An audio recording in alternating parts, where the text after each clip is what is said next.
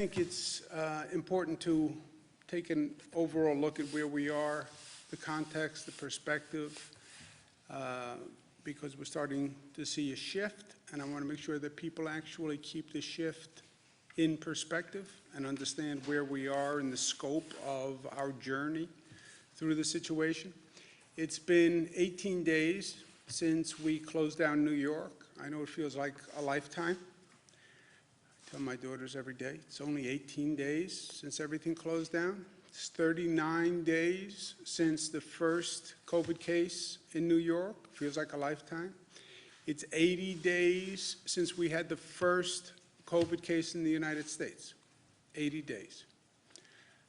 Been an intense, life-changing 80 days, but that's what it has been. When we started this situation that we are still in the midst of, before people get complacent, the end of March, the White House task force, coronavirus task force, was still talking about 1.5 to 2.2 million deaths, okay? Their best case scenario with quote-unquote mitigation efforts was 100 to 240,000 deaths in the United States, which is breathtaking. For New York, there are a number of models that were put out that we are following. The most frightening was Columbia University that said we could have 136,000 people in New York City only who would be hospitalized, not infected. We had the McKinsey model, which suggested 110,000 people could be hospitalized statewide. We had a second scenario from McKinsey, which is 55,000 people hospitalized. And then the Gates Foundation, thank you very much, funded the IHME study, which said a high point of 73,000 statewide. Any of these scenarios are devastating for New York, because remember, we only have a 53,000 bed capacity system statewide, 36,000 beds in New York City. So any of these scenarios are problematic. Luckily, the current trend, if it continues, and if we continue the flattening of the curve, we're at about 18,000 people hospitalized right now. We've increased the capacity of the system dramatically. We have moved pieces around the state like never before. Our healthcare system has done a phenomenal job in doing an insurmountable task.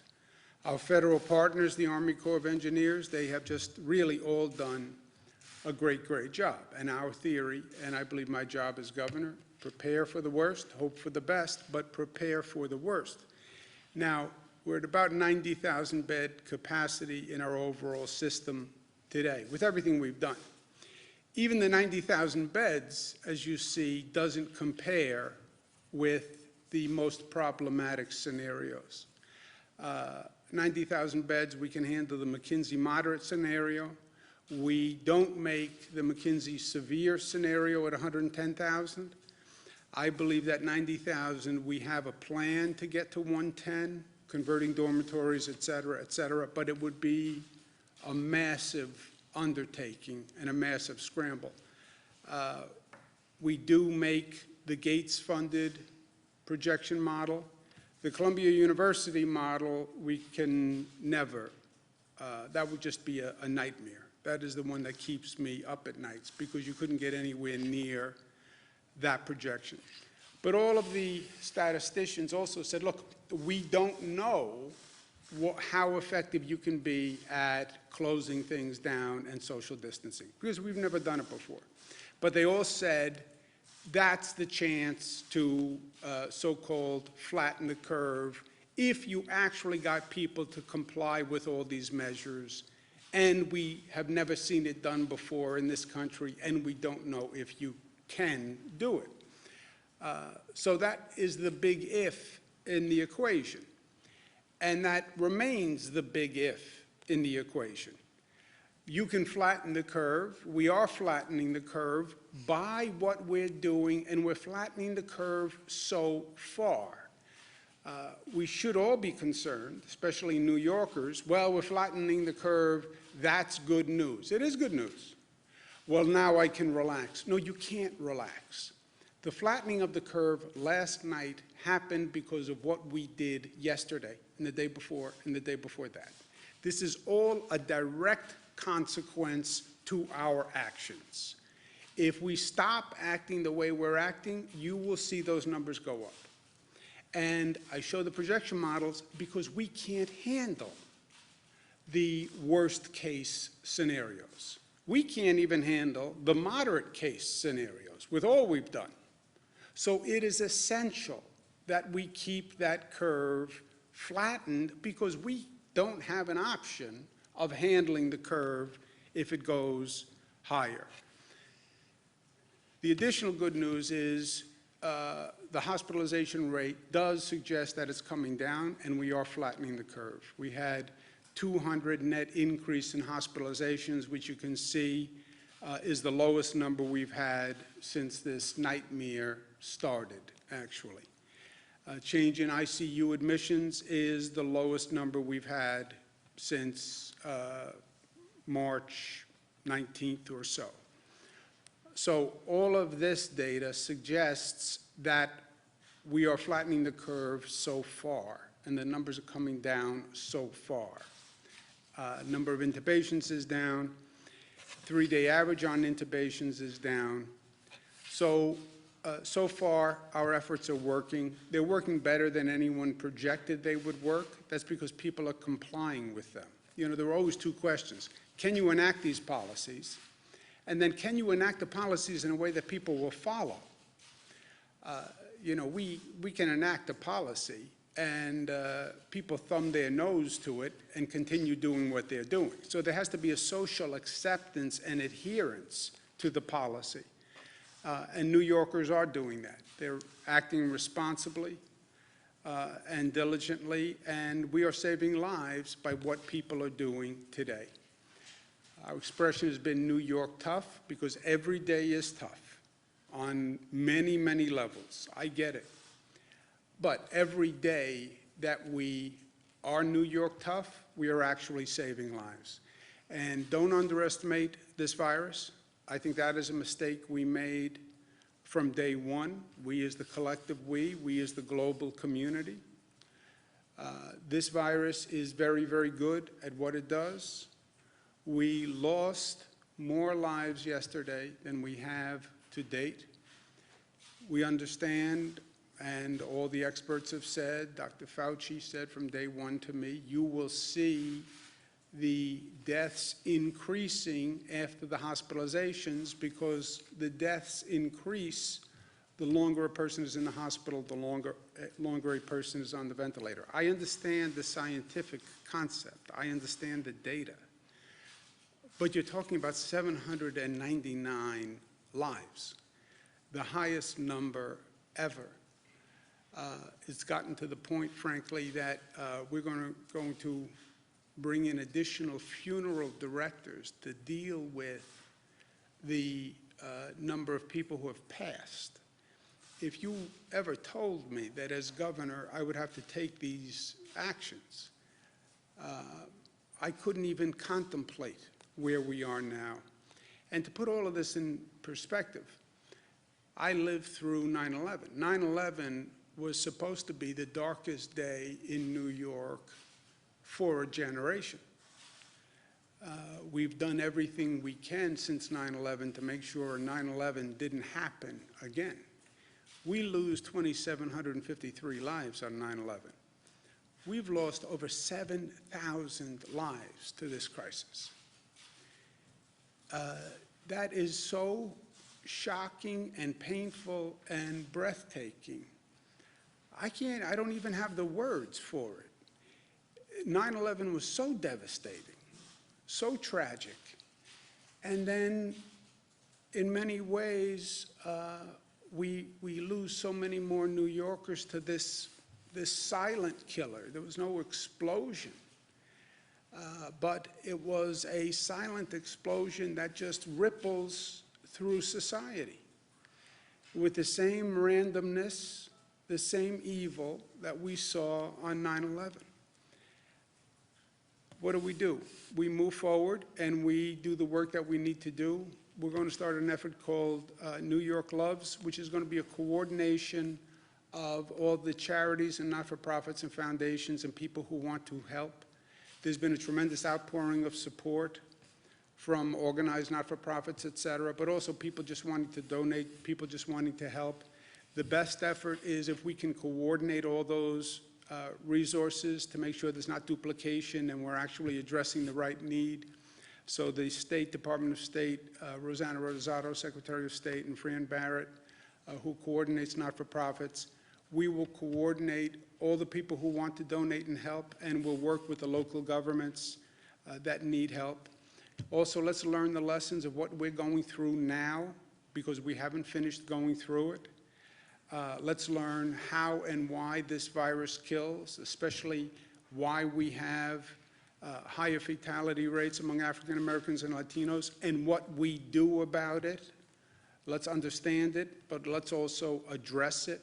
We're going to be doing more testing in African American and Latino communities with more data. We're going to open new testing sites, primarily in African American and Latino communities, with SUNY Albany, Department of Health, Northwell, collect the test results, but also collect the information that we need to come up with policies to fix this. Where do people live? Where do people work? What's their socioeconomic status?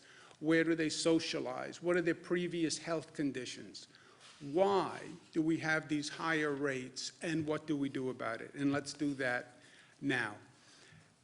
Rapid testing and testing is going to be the bridge to the new economy and getting to work and restarting, right? We're not going to go from red to green. We're going to go from red to yellow.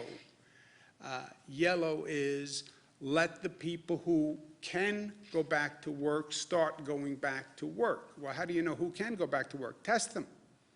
You have rapid testing capacity. We have to bring it to scale. We have to bring it to scale quickly. And that's something that the state is working on, as well as the federal government. Let's also find a treatment for this disease. Convalescent plasma, which is plasma from people who were infected that can be then used to treat people who get infected. We need that plasma from people who were infected. We're starting a blood drive and asking those who have recovered from the virus to contact us and to donate blood so we can develop the convalescent plasma treatment. And there's a website on the screen that they can go to help. We also have to be prepared and stay prepared. We have to have the supplies. We have to have the right laws. We have to have the right procedures. Because remember, the 1918 Spanish flu came in 3 waves. We're on the first wave. Everybody is assuming, well, once we get through this, we're done. I wouldn't be so quick to assume that. This virus has been ahead of us from day one. We've underestimated the enemy, and that is always dangerous, my friends. And we should not do that again. There's an article in the LA Times that says the communities that have dealt with this before, like Wuhan, Singapore, are now seeing a second wave of infection. There is a theory that this virus can mutate and change and come back. So this is not, we're in a battle, right? But this is about a war, and we're only on one battle here.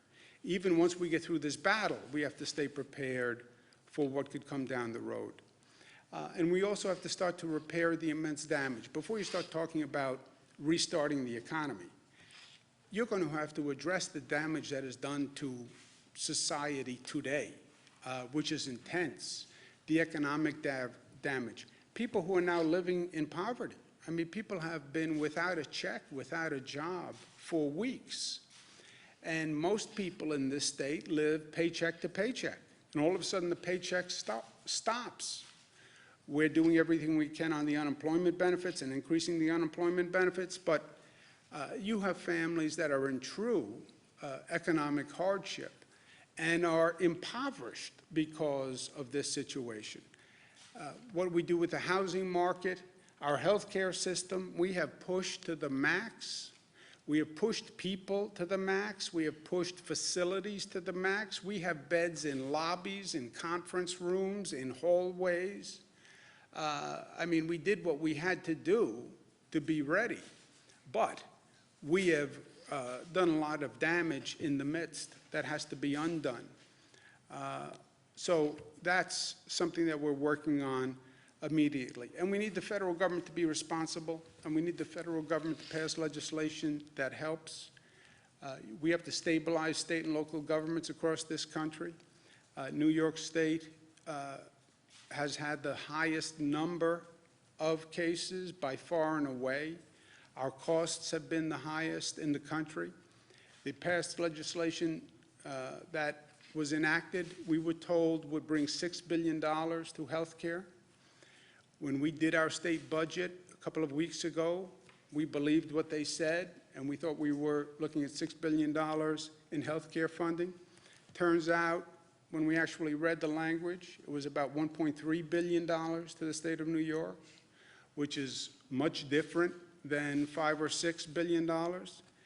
And the funding disqualified 1/3 of New York's Medicaid recipients, which nobody said.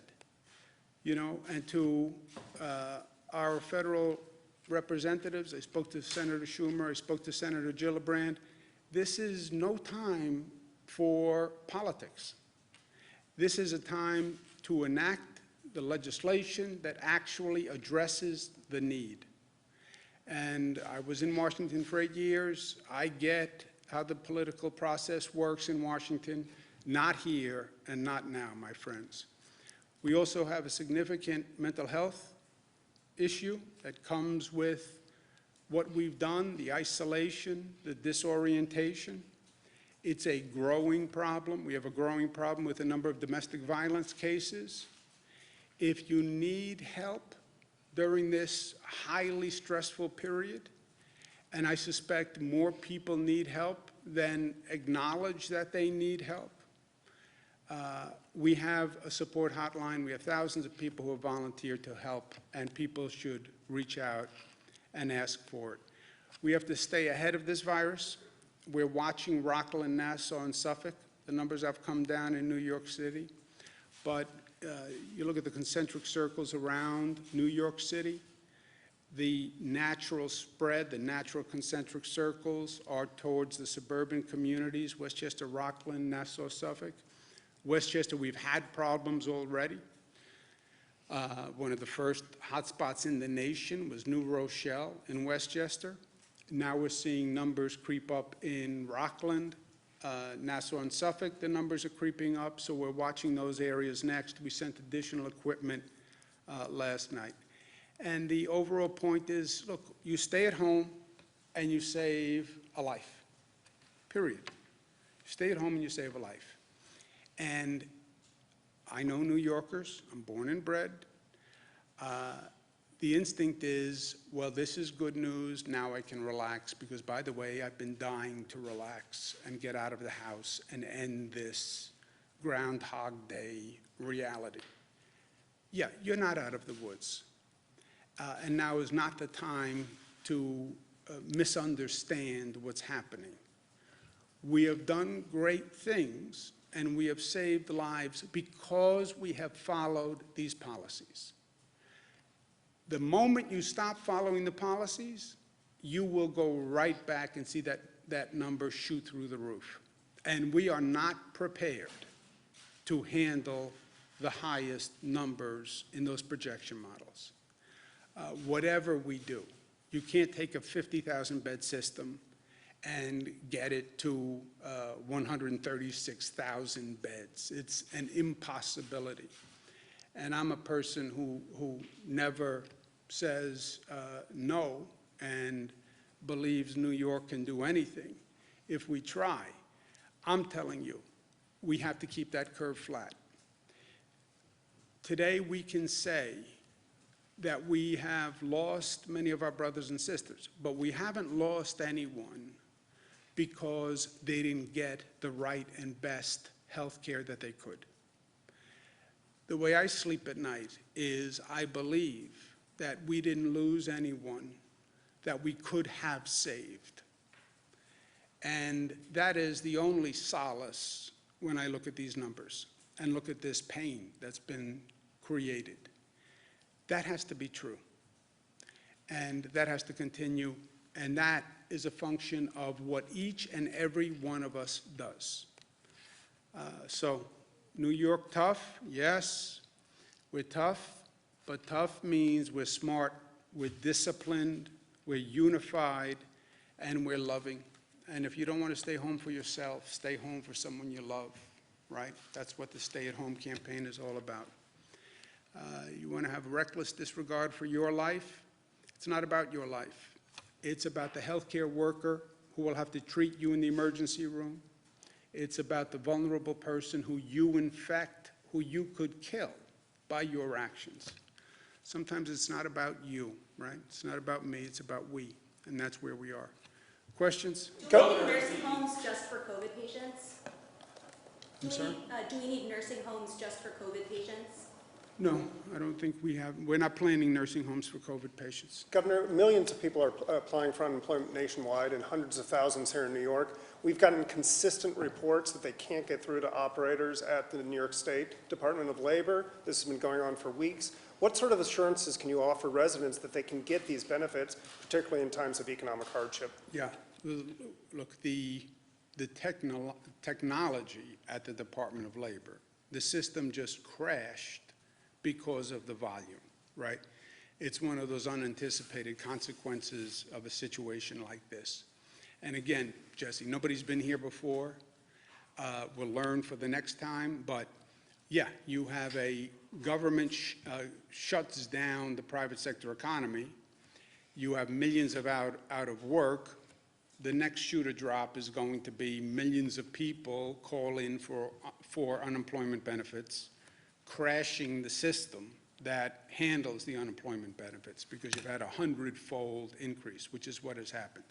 We have 1,000 people who are now working on just personnel for that incoming system. Think about that, 1,000 people who are working on processing applications for unemployment benefits. That was like the number we used to get of applicants. Now we have 1,000 people processing applications. We're working with Google to come up with an online mechanism that bypasses any phone certification. The phone certification was important because you want to make sure that people who are applying are also qualified. So we're doing everything we can. The good news is whenever you sign up, your benefits are going to be retroactive. You will not have received the check. I get that, and that's causing anxiety. But it's not like you're not going to get the same benefit because you didn't get through on Monday and you didn't get through until Thursday. Melissa's been working on the system. You want to give an update? Sure. So just to give everybody a little bit of context, these numbers will come out later today, but last week there were 350,000 unemployment claims in New York. Going back to March 9th, we're at 810,000 unemployment claims. So far, 600,000 of those claims have been successfully processed, so you've got over 200,000 that are still in partial status. What happens is you go online, you fill out the application. If you fill out the application in full, you're done. If you leave any of the fields blank, what's been happening is they tell you call the system.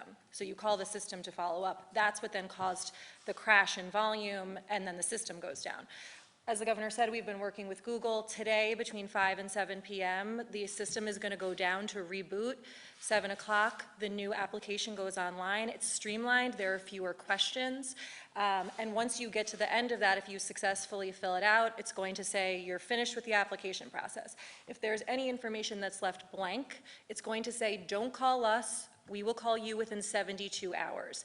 And DOL, as the governor said, now has 1,000 people on the phone lines. They're going to be reaching out directly to the people so that people don't have to go through this infuriating process of calling and getting busy signals and thereby collapsing the system. So Hopefully, starting today, after 7 o'clock, the system will be much better streamlined, but as the governor said, it's a volume issue that we've never experienced.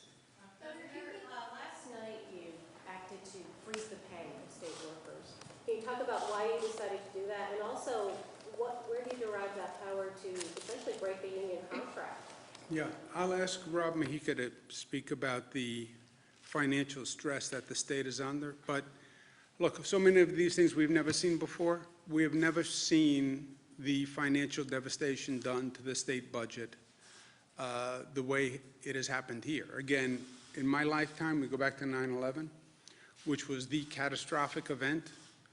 This is more devastating to the New York economy and New York budget, which is just a function of the New York economy, than 9/11 by far. But Rob, do you want to speak to the question, Karen's question? Sure. Just look at it in the context that we're talking about. We're looking at a revenue shortfall of between 10 to 15 billion dollars, and those numbers are trending more towards the middle of that right now. Look at a context of where we have 50% of the workforce is staying at home, just of the state workforce. As Melissa just mentioned, over 800,000 new unemployment claims in the past 3 weeks. And we frankly don't have the money, right, to make these payments. So we think at this time it makes sense to take a pause. The 2% raises don't go in effect for at least 90 days. At 90 days, we'll review it. Once we have a better picture of what the state's fiscal picture looks like, we've been asking the federal government to provide assistance to the state. If you look at a lot of the labor unions recognize, the state only has a certain amount of resources, trying to prioritize those resources right now to fund the healthcare crisis. In between now and then, let's take a break and let's see if the federal government is going to step up, provide the state with more resources to deal with the revenue shortfall, and then we can deal with those commitments. To your question on where does the state have the authority, within the pay bills for each of these contracts, when the legislature passes them, there are provisions in there to allow for withholds of these payments. So that's what we're relying on right now. And again, we will relook at it in 90 days once we have a better perspective. Excuse me 1 second, Nick. Just let me follow up on that, Karen. Look, life is options, right? You have a $10 to $15 billion shortfall. What are you going to do about it? I can't just sit here and say I'm efficiently operating the state when I know we don't have money to pay the bills that we're incurring right now. The options are you could do layoffs of state workers, option A. Option B, you could buy some time with freezing the raises to state workers. I choose option B rather than laying off people, which would only add to the unemployment claims, the stress, the hardship. Let's freeze the raises because that's better than losing your job. And let's see if the federal government actually does what they said they've been going to do for the past several weeks, which is pass legislation that understands the level of the crisis and gets the state some funding to stabilize our finances. Just how many Go ahead, people? Nick, I'm sorry. Oh, no, just for Rob, just how many people or workers does this affect? It's about 80,000. And how much is it calculated that it'll save? There's been reports that it's like 3.5. About no? $50 million for the 90-day period. Governor, where are we on the antibody test, and do you plan to, share that once it gets approval with New Jersey and Connecticut to coordinate a testing protocol as part of your getting back to Yeah, work we plan? are doing the antibody testing as we speak. State Department of Health has an approved antibody test. It's now about bringing it to scale. It's all of these testing protocols, they all basically exist. None of them are at scale, and that's the next challenge. How do you get rapid testing, 15-minute test to scale, right? We need millions of them. We have roughly a workforce of about 8 million people. You want people to go back to work. How many of those 8 million can you test on the rapid testing? How many can you test on the antibody test to see if they were infected? How many can you treat on the convalescent plasma protocol, which we're asking for blood donations? So all of them, it's a question of coming to scale. These are not government-run programs. They are basically private sector-run programs. So we're reaching out and working with private sector companies who could bring these tests to scale in New York. Whatever we do, I try to do with New Jersey and Connecticut. Again, because this is not a New York-centric situation. This is a national situation. The best I can coordinate is by doing it regionally with New Jersey and Connecticut. And we talk about the tri-state metropolitan area. The workforce comes in to New York City, New Jersey, and Connecticut. There's a lot of sharing among those three states. So whatever we try to do, we try to do together. And we are doing this. Like in terms of Same like thing, who same gets thing. I tested? spoke to Governor Lamont and Governor Murphy about it yesterday. Governor, I know we've gotten some contributions from other Hold on, states. one second. Go ahead, I'm sorry? How are the census efforts going with everything going on? Are you confident that New York State will have a complete count, so to speak? I'm not confident that any state would have a complete count in this environment. I mean, just think about it. You're doing a census in the middle of this environment. You're knocking on doors, trying to make contact with people. After everything they hear is, don't make contact with a person who you don't know. So it's an extraordinarily difficult time to be doing the census. And I don't know what we're going to get. But that's not a New York issue, really. That's a national issue. But I think it's highly problematic. Is there any theory as to why there are an increased number of cases on Long Island and in Rockland County? A lot of New York City residents, when this surge started, fled out east to their second homes. Is that part of the reason why there's an increase? I think if you look at the numbers, forget the second home theory. It's going to be people from Suffolk come into work into New York City. People from Rockland come into work in New York City and have been, it's a suburban community. Parts of Rockland and Suffolk are bedroom communities, so to speak, for New York City. So that's going to far outweigh any second home theory, just in terms of numbers. Nick? I know the state's gotten some support from other states when it comes to ventilators and medical equipment, but is there anything new on that consortium that you had first discussed? Look, when we talk about preparedness, this was, and I don't want to get into a retrospective when you're in the middle of the game, right? Because we're still in the middle of the game. So it's not the time to start to do a retrospective on how the game was played when you're in the middle of the game. Let's just play together. Let's finish the game, and then we'll talk about what could have been done differently or should have been done differently. But, excuse me one second. We're in the middle of the game, and the game is going to go on for a period of time, and there may be another game right after it if any of these rumors about second wave are true, or the Spanish flu, second, third wave. The supplies, the equipment, is a real issue to address. Now, there's different ways to do it. The federal government, the president said, federal government's not a shipping clerk for states. One theory is the federal government is the supply purchaser for states. That states aren't left to their own to scale up for a global pandemic. The federal government does it. That's what FEMA does. I come from a strong federal government background. Part of the Clinton administration, we were very active on disasters, and FEMA was a really key player. So, to me, that's a viable option. Yes, this is a federal emergency declaration. It is a war. When you go to war, that's a federal effort, right? It's not state by state that declares war. It's not state by state that you go out and you buy tanks. This is a global pandemic. It's a national situation. Something like 98% of the country is under stay-home orders now. The federal government is the purchaser-in-chief, strategist-in-chief. FEMA buys the equipment, distributes it to the states that need it. Okay? That's option A. And I think that's a viable option. But people can say, well, I don't want to do that. Option B. Okay, option B could theoretically be designed. We've never done this. If you're saying the states have to be responsible for their own stockpile and their own purchasing of pharmaceuticals and medical equipment for a global pandemic, then the states have to do it in a way where they're not competing with each other.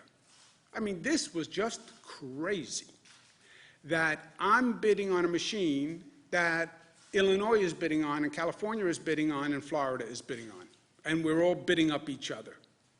I'm trying to buy masks at the same time that everyone else is trying to buy masks. That is just, and I'm going through all of these efforts. I have to figure out how to do business with China, where I have no natural connection as a state. And every state has to scramble to find business connections with China. I mean, it was crazy. That can't happen again. If the federal government doesn't do it, then the states, as a consortium, I would suggest do it. And let the states create a national consortium of states to do the purchasing in lieu of the federal government. And then that consortium could work with each individual state for an allocation for that state or a purchasing agreement for that state. I'm part of something called the National Governors Association, which is an association of all the governors. I'm what's called the vice chairman now. I become the chairman. But it's something I'm going to focus on and work on. I become chairman in a few months. It's a sort of rotating cycles. If the federal government's not going to do it, then the states have to do it, and they have to know that they have to do it, and they have to be prepared, and they have to do it together. But what happened now can't happen again. And it can't continue to happen, right? Could you please comment on whether or not the state is providing any guidance to local jails, particularly in rural areas, to stop the spread of the coronavirus? Yes, DCJS, on our state prison system and on the local jails, DCJS has provided guidance and new procedures, and we can get that to you. More procedures, either directing them to release more jail prisoners or any further guidance to stop the spread, any specific? I would have to check. And I what's don't the- know if DCJS has done recent guidance, but I can find out. What's That's the- the what- Social distancing, Governor. Mayor de Blasio said that we might see some of these restrictions relaxed by May at some point, but you keep comparing this to 9/11. You say it's taken a catastrophic hit to our state budget, also the death toll. Can you talk a little bit about that? I'm not going to guess when the data will say we should change our practices. It's a guess. Oh, well, maybe by Easter, maybe by May, maybe by June. Broadway thinks June. And by the way, Broadway is a very important part of our economy. I get it. There's a lot of jobs. It's a big economic engine. But how can you say that?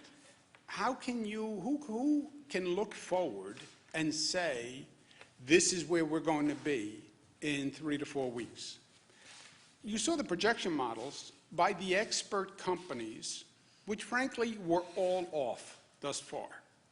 So I'm not going to say to anyone, this is where I think we'll be in 3 weeks or 4 weeks or 5 weeks. I have no idea. I don't know if that curve goes up. I don't know if that curve goes down. It depends on what we do, and we'll know when we get there.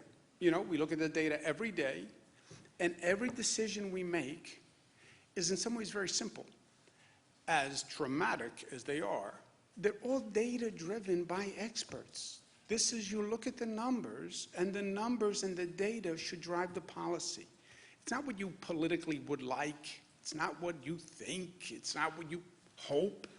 I have my own hopes, but make the decision on the data. And I'm not going to tell you what I think the data says in 5 weeks, because I have no idea, and I've spoken to the smartest people on the planet for the past month about this, and I'm telling you, the smartest person will start by saying, I don't know. And that's, to me, the sign of wisdom in all of this. And how do these economic projections compare to what happened during 9/11? Well, this economy has been shut down tighter. Remember 9/11, in retrospect, 9/11 was catastrophic emotionally and physically and culturally, and it it gave us a sense of vulnerability that we never had before. But on the pure numbers for the economy, this has been more devastating because this was a complete shutdown for now over 1 month of everything. And on the numbers, this is much more consequential for the economy than 9/11. Thank you, guys. I'll talk to you tomorrow. I'll talk to you tomorrow. How confident am I of federal responsibility and action? Not that confident. Thank you, guys. I'll talk to you tomorrow.